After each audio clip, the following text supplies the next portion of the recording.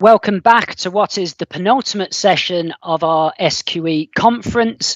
This is going to be a half-hour discussion to discuss diversity in the profession, the SQE, and perhaps explore some of its potential impacts.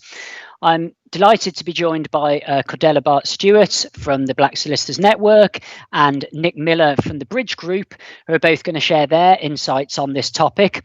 There will be an opportunity for questions at the end, so click on the link and submit your questions and we'll do our best to answer them. So we're going to start with Cordella, but let me first introduce her. So she is a practicing solicitor who's established her own firm 3 decades ago. She's a part-time judge of the first-tier Tribunal Immigration and Asylum Chamber. She's a chartered manager. She's also an external examiner for the BPP Law School. She's a board member of Impress, the independent monitor for the press. And while doing all that, somehow she still found time to co-found the Black Solicitors Network, where she's also a director, which promotes equality in the profession. So thank you for joining us, Cordella. I know how busy a woman you are, but over to you to share some of your thoughts around sort of training in the SQE.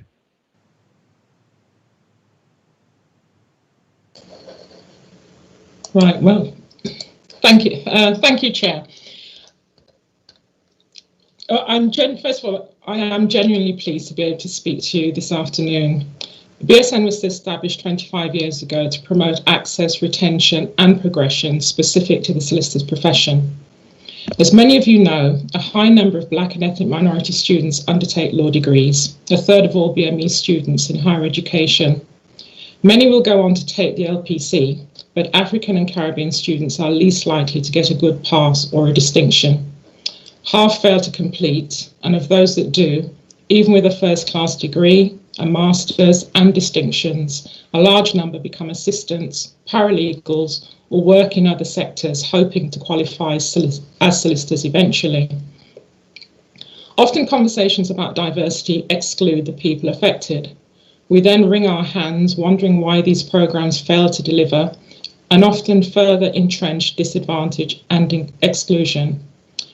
The SRA engaged with BSN and similar groups since the Training for Tomorrow review, and I have confidence that the SQE, while not a panacea, will go some way to easing the barriers that exist to entry and success in the profession. If properly embraced, the SQE has the potential to deliver for diversity and inclusion, including social mobility. It is also important that it is seen through the lens of the whole profession, not just those who practice in the city and square mile, something which is of particular concern to our members and for me as a graduate of a modern university and a high street practice background. The main issue continuously brought to us by students is the training contract. A 2-year training contract in a law firm is a significant and often insurmountable obstacle for those without contacts, social capital, or informed and supportive careers advice. This includes the choice of university and optional subjects. The current system favours the sharp-elbowed, pushing out those without insider knowledge, but with real potential and much to offer our profession. Cost is also a significant barrier when you have no bank of mum and dad. A 3-year degree plus the cost of the LPC can seem a frightening debt, particularly if you are from a low-income or disadvantaged community. Many simply cannot afford to work in a small or high street practice, which in my time was an accessible source of training and income. We must also think about the loss to the consumer, excluded from local and affordable legal services. It is easy and trite to say access is about merit, but the current system does not offer such assurance. I have always believed that a uniform examination, robustly but fairly marked, is the best way of establishing a consistent, universal standard at admission and ensure fairness to candidates. It allows less room for bias, and a common professional assessment can provide assurance, though it must be subject to safeguards to ensure fairness and equality of opportunity. African and Caribbean candidates make up a disproportionately high number of law and business graduates. The study of law at university evidences advanced learning, but we know some courses are more academically and intellectually rigorous than others. Some are vocational, and often the choice of university is a further barrier to access to the profession. The requirement that all solicitors should hold a degree is inconsistent with SILEX and the apprenticeship route, and risks perpetuating prejudices against non-graduates who hold relevant work experience. The public requires, and we accept, that training and work experience should be at least postgraduate level, but a degree in itself is not a predictor of competence or suitability to practice as a solicitor. QWE will also allow for experience from a wider variety of non-traditional providers, such as accountancy firms and industry, as long as it's measurable and meets the competencies. Another issue when looking at who and how we train tomorrow's lawyers is what we currently call the attainment gap, but in reality is a penalty. Different races and cultures have different experiences, regardless of class or social background. In our consultation responses, we highlighted the outcome penalty applied to ethnic minority students compared to their white peers. This often starts from primary school, which means that taking account of all variables, black students are less likely to receive a good degree. In many black households, children are told they have to work twice as hard as their non-black peers to succeed. This is unfair, and institutions need to do more to eliminate structural disadvantage. The SRA has been challenged to ensure the SQE addresses that disparity. Recognising it exists is a welcome and positive first step. Analysis of data of those sitting the examinations is a good starting point to better understand where the problems lie and how it can be addressed. Part of the gap is attributable to discretion in marking. Discretion allows room for bias, conscious or otherwise, and is known to disadvantage black candidates. We expect an examination that limits discretion. The SQE will go some way to addressing disadvantage, but this must be kept under scrutiny and review. The publication of data may also force universities and other training providers to do more to reduce disparity of outcome. Towards that goal, we argue that the SQE should aim for transparency and that candidates are provided with meaningful information, which includes raw score data on individual performance as an objective measure of suitability, as well as comparative performance against other candidates. Training provider data should include information such as cost, class size, face-to-face tuition hours, average entry qualification of the cohort, and breakdown of results, much like that gathered for university league tables. We also want to see similar transparency and monitoring of employers. There's a push for change in the regulation of legal services. Solicitors are under pressure in an increasingly competitive market, yet there are advice deserts. One of the SRA's stated objectives in introducing the SQE is the development of a new and diverse pathway to qualification, responsive to the changing legal services market, and that promotes a diverse profession by removing artificial and unjustifiable barriers. There may be scope for going further. We want to protect solicitor title, but perhaps we can look at whether delaying the award of title is justified. It should be possible to confer a restricted form of title in much the same way as the bar and other jurisdictions. As well as maintaining high professional standards, the profession must still meet the expectations of the consumer, which includes that lawyers look like and understand them. My concluding words are from the Legal Services Board. The SQE shouldn't be seen as a panacea, but if the SRA realises its objectives, it should contribute to creating a legal sector that better meets the needs of the society it serves. I believe this is something that can be done, and we all have a part to play in making the SQE work. Thank you for your time. Thanks, Ben. Thank you, Cordella. That was a really so many points in a short space of time there, and I think a lot of the things we as the SRA are doing, but also quite a few challenges in there. So thank you for that, and I'm sure we'll go on to discuss some of that in the Q&A. Shall we move now on to Nick Miller, who's Chief Executive of the Bridge Group? That was set up in 2010. They're a charity based at King's College. Their vision was to inspire diversity and inclusion through evidence and collaboration. Nick's worked with a range of companies from the BBC to the Cabinet Office to a large range of large companies.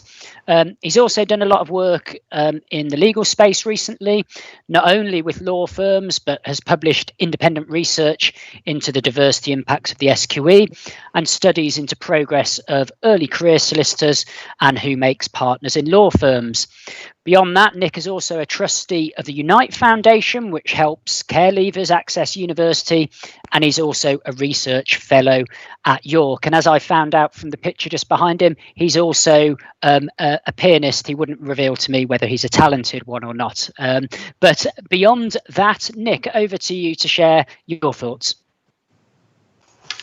Great, Ben. Thanks for the introduction. And Cordella, as ever, inspiring and enlightening to hear you speak. And you won't be surprised to hear that I'm going to be building on lots of the reflections that you shared. So I think I've got about 10 or 15 minutes just to summarise the report that we submitted at the Bridge Group to the regulator in July 2020, which built on our earlier report, which was submitted in 2017 when the SQE thoughts were just being gestated.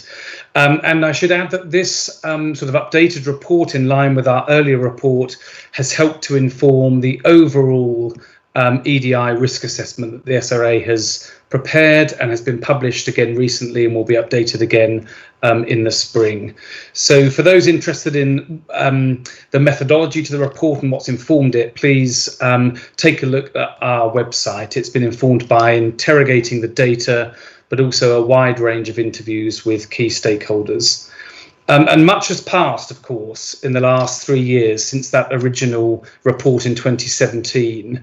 But much of it still stands. So in that report in 2017, while recognising that the introduction of the SQE cannot address all of the challenges that affect diversity in the profession, which we outlined, as you said, Cordella, it's not a silver bullet, but we advise that the introduction of the SQE could certainly help the sector to understand better the causes of and potential solutions to the lack of diversity in the profession, because, as you said, Cordella, the greater standardisation and transparency that the SQE affords, it has the potential to increase the range and choice of legal training while still maintaining high standards, and that it also may, and of course we're discovering this as we go along, may drive down costs for trainees through competitive pressures in the market.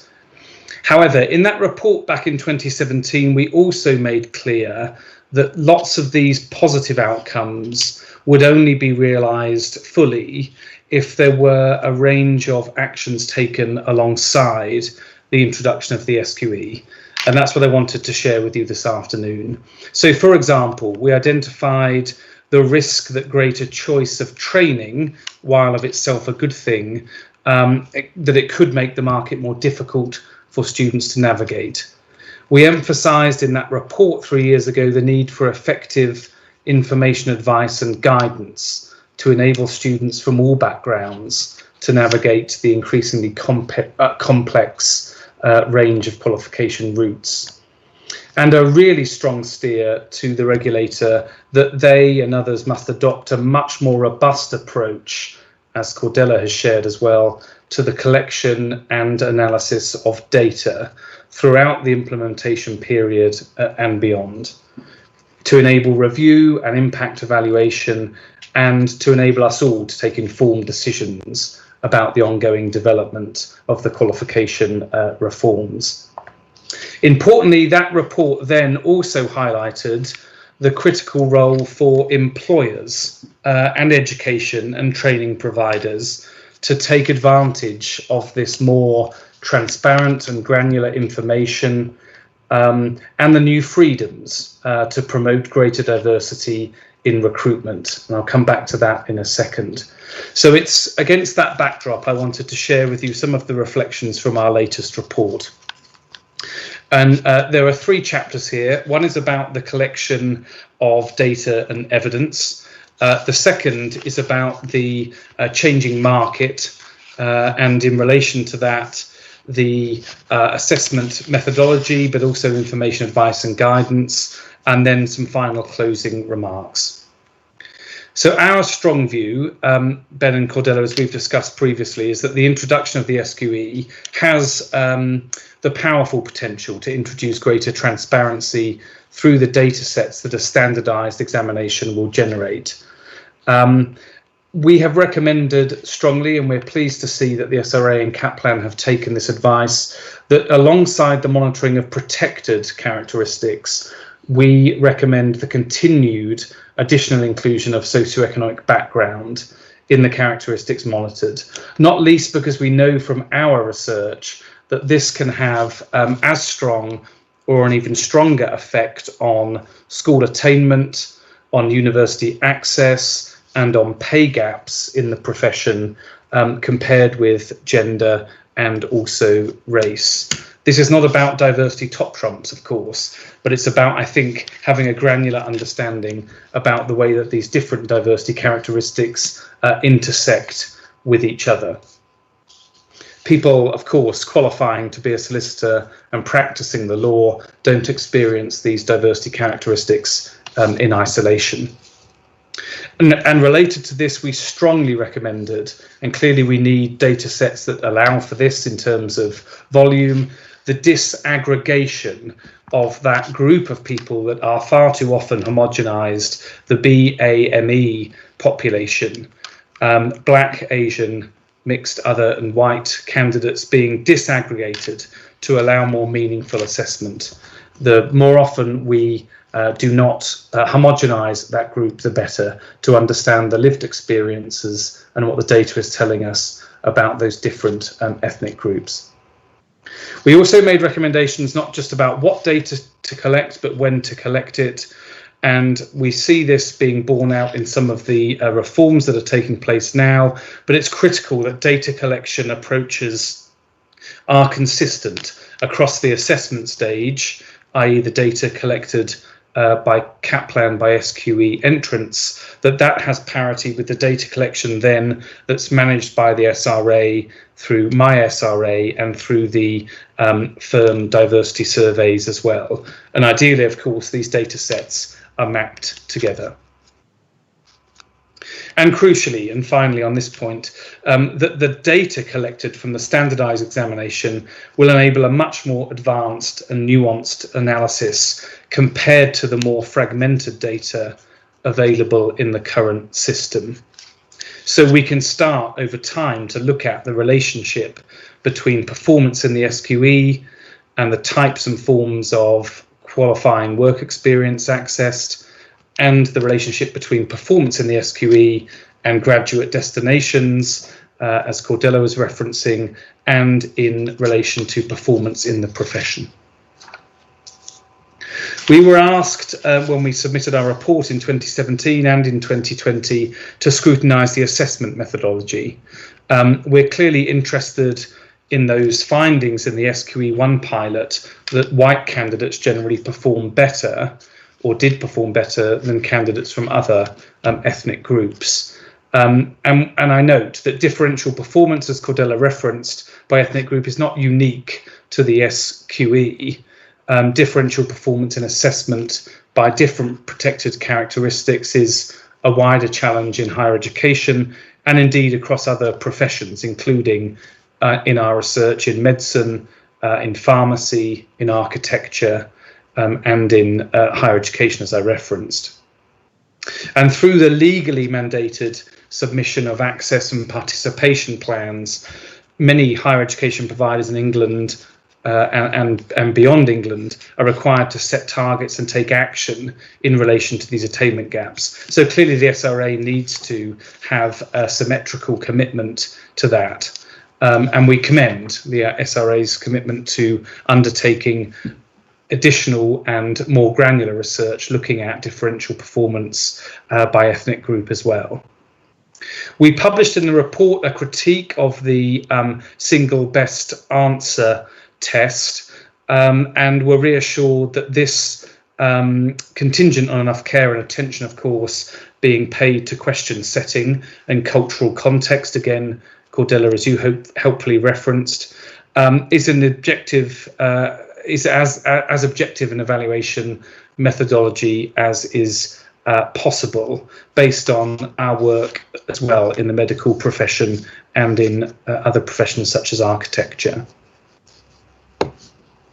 We also endorsed the approach to modularisation for having a uniform assessment rather than candidates selecting from different modules, as colleagues on the call will be familiar with. And here we reflected particularly on the disproportionate representation of some groups within some areas of law, and this principle that we have uncovered of people selecting out of practicing particular areas of law, and that the uniform assessment would likely contribute to working against that effect. We know that that self-selection dynamic also affects differential pay, progression and attrition in the law as well. And then two concluding remarks, Ben, before we hand over to you for questions.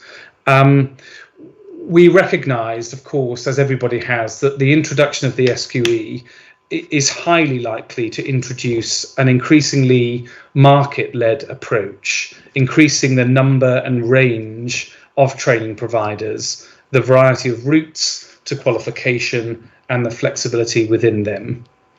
And of course, a number of providers have now announced their SQE preparatory courses and their prices accordingly.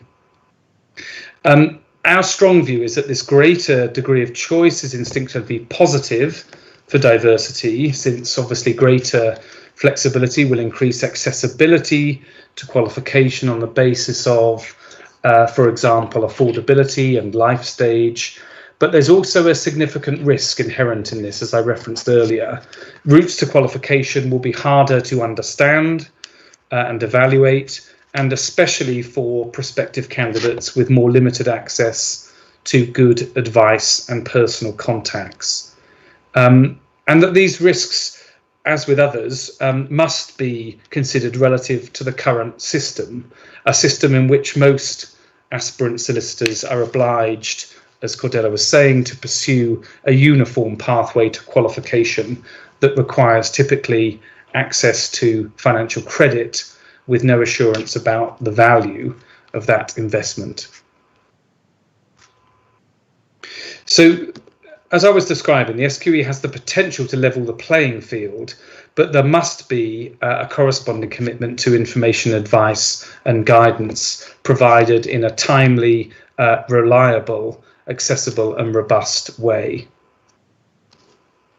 We've also heard during our research that some legal employers may continue to use the conventional pathways through which they have recruited high-performing candidates for many years. And Cordella, I think this plays into your comment about not focusing too much just on the elite law firms. But our strong view is that if leading law firms continue to recruit directly from a limited pool of highly selective universities, with relatively little focus on SQE performance, this will significantly dilute any positive impacts on diversity that these reforms can have. This prejudice, of course, needs addressing alongside these reforms. I've referenced the need for information, advice and guidance.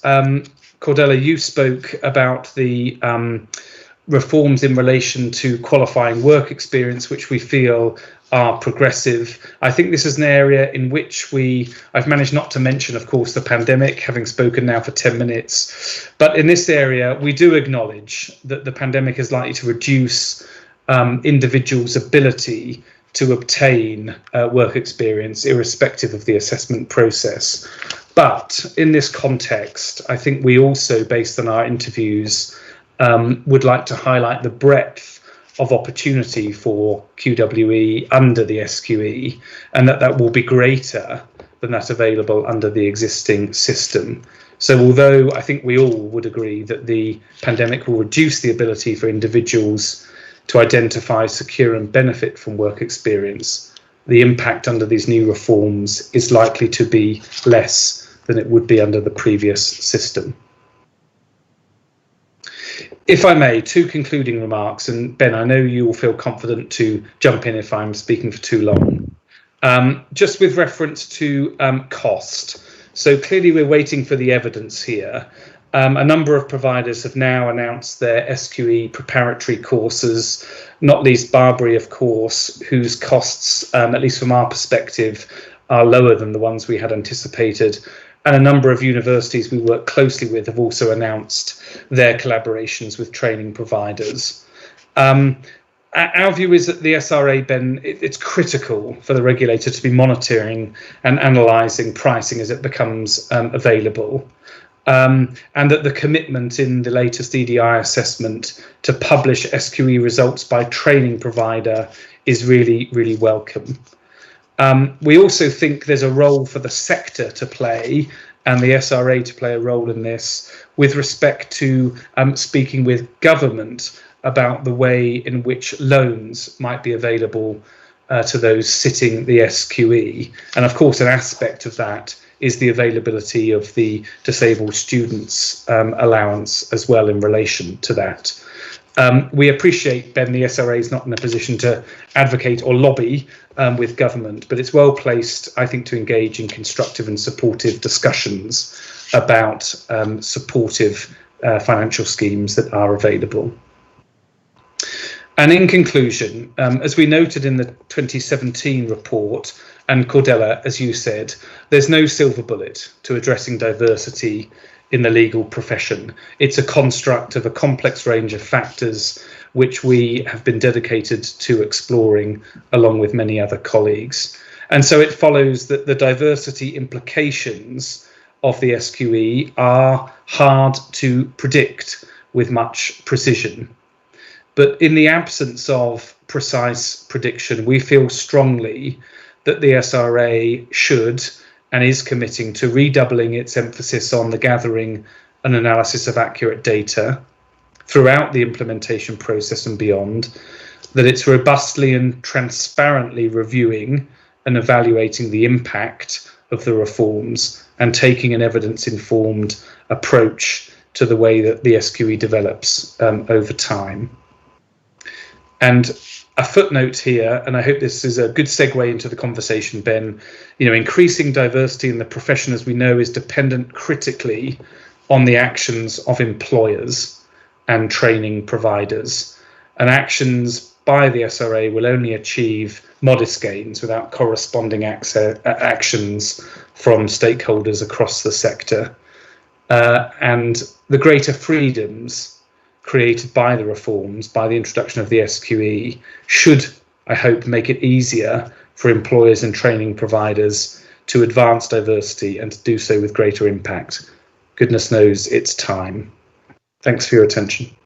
Thank you, Nick. Again, loads to chew over there. Quite a few challenges, including around funding. Challenges for me as someone who works in communications. As you say, there's no point students having more choice if they don't actually understand the choices they have, or it's too complex. So, a lot to chew on there. And I want to try and dash through some questions that we have.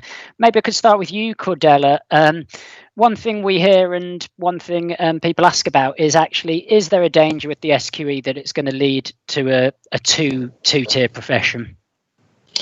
I think I can answer that by saying there already is a tier 2 profession. So when people say it's going to lead to something, it is that we have a two-tier profession which needs to be broken down. And I think the SQE should actually do the reverse, because in terms of that, in terms of the independence of the different training routes, and as I said, the main problem is information. Funding is a big issue, but information, particularly, as I said, if you're from a disadvantaged background, if you're from a background where no one in the family's ever been to university, It might be the school that you go to. You don't have good careers advice. You think you want to be a lawyer, but you don't know how to go about it. You don't know where to apply.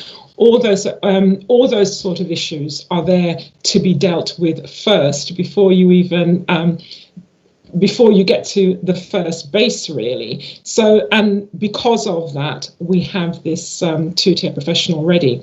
As Nick mentioned, some of the city firms are already planning to continue doing what they already do. And what they already do is have what you might call a premier system, which is put on for them by providers.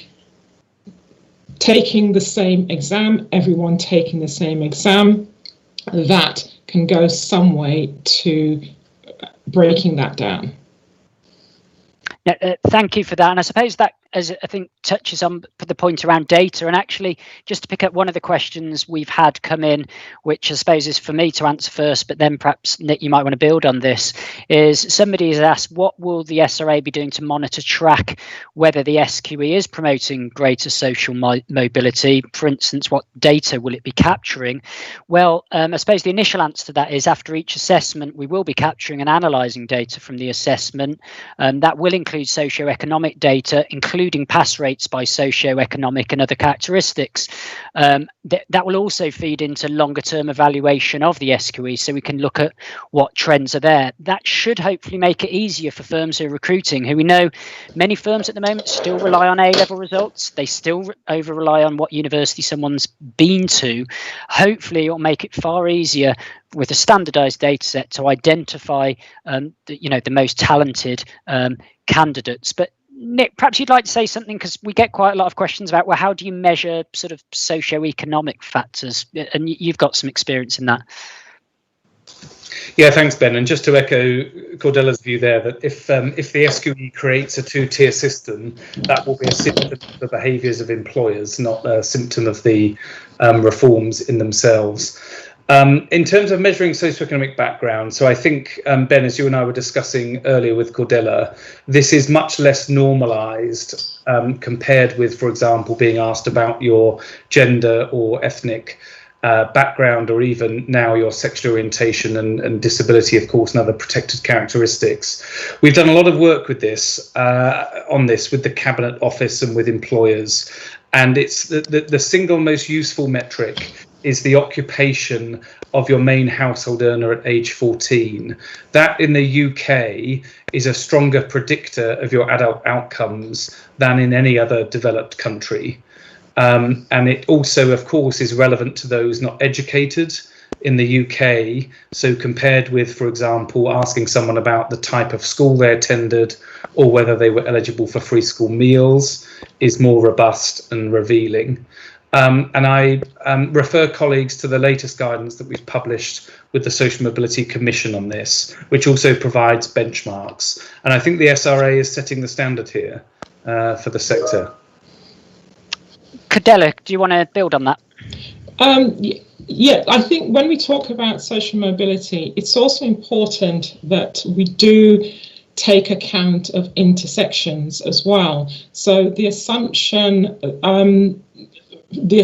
that you might come from a particular group, gender, protected characteristic, gender, race, does not mean that you are necessarily disadvantaged or that you are necessarily advantaged either. So it is very important that we look at that when we look at the overall impact in terms of the SQE. And I think what the aim should be is equality. So you're taking into account all the protected characteristics, you're taking into account social mobility as well, but really what you're aiming towards is equality of opportunity and access. Thank you, Cordella. And I suppose just to point out, there is a bit of information around our approach to publishing data, both in our EDI risk assessment. There is also information in our information strategy. But on top of that, we will be publishing further details of exactly what we'll be publishing next summer. So perhaps I could move on just to a next question before we run out of time. Obviously, there's a lot of change happening at the moment. We've got the pandemic, we've got Brexit. Obviously, Black Lives Matter's potentially moved the dial forward in some of the conversations. What are the implications of the SQE, I suppose, with that background? I don't know whether to take your pick, Cordella or Nick, who wants to come in first on that. I'll come in. I suppose, I mean, firms are obviously going to have to, work out what they're going to be able to, in terms of well, first of all, we're going to have a transition anyway. So it's not, so talking about the pandemic now, which hopefully might be less of a problem in a year's time when the SQE even starts. It's a bit premature, I think, really to be worrying about it. But in terms of firms generally, as I said, I think one of the issues is going to be funding anyway.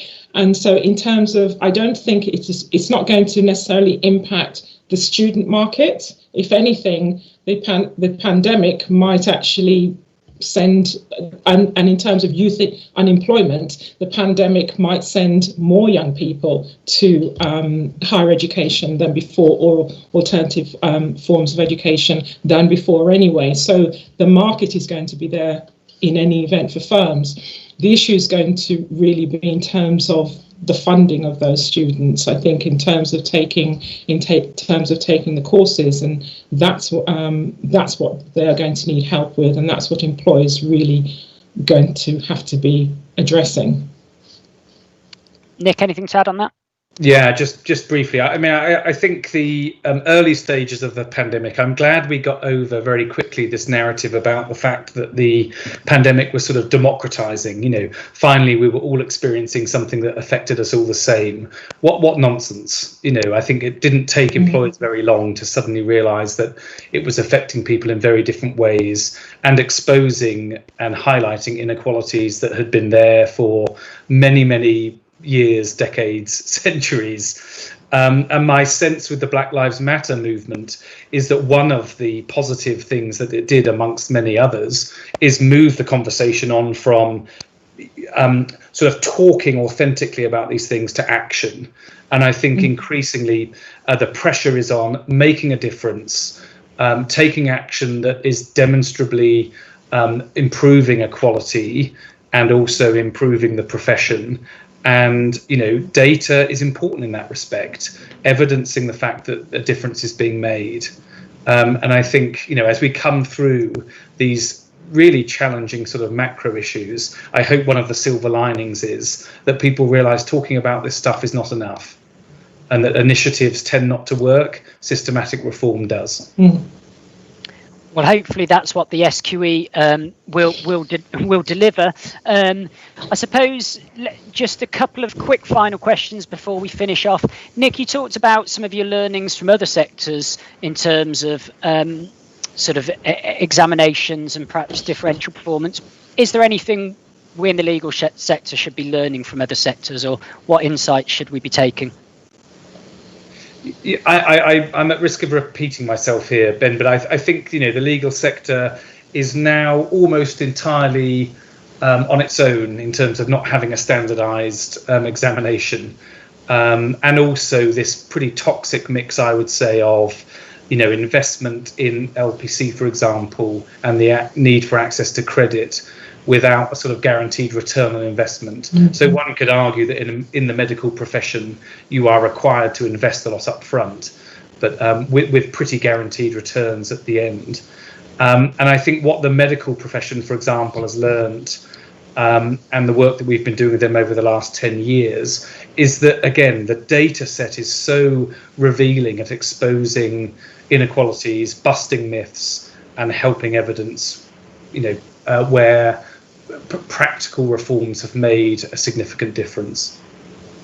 Thank you, Nick. And Cordella, perhaps we'll move on to our final question, and that is, I suppose control expectations on the data. It's going to take a number of years before the data's coming through. We're getting the insight. We know the first lot of candidates who take SQE1 will likely be atypical. There'll be qualified lawyers. There'll be lawyers or people who've done the LPC taking it. So it will take time.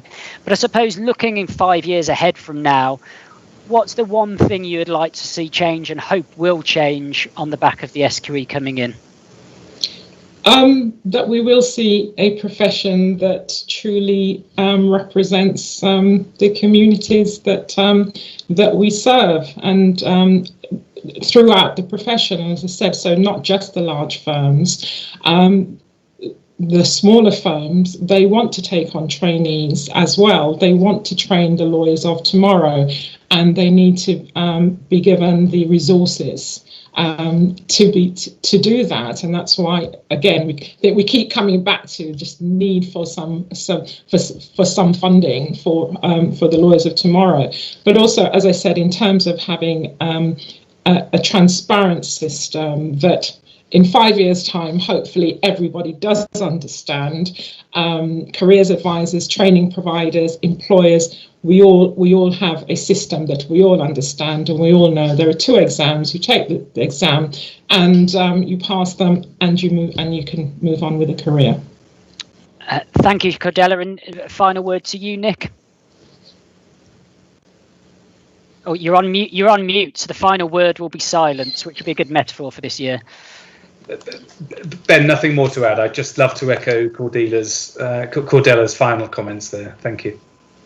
Okay, well, that's brilliant. We've run out of time, and it's the type of conversation we could, I'm sure I'd had another half hour on, but really big thank you to Cordella for your insights there, as well as Nick. I thought that was really useful. Thank you, Cordella, as well, for being the first guest today to have tinsel in the background on the door there, which makes me feel vaguely Christmassy. Next to perhaps my background scene is a snowy scene.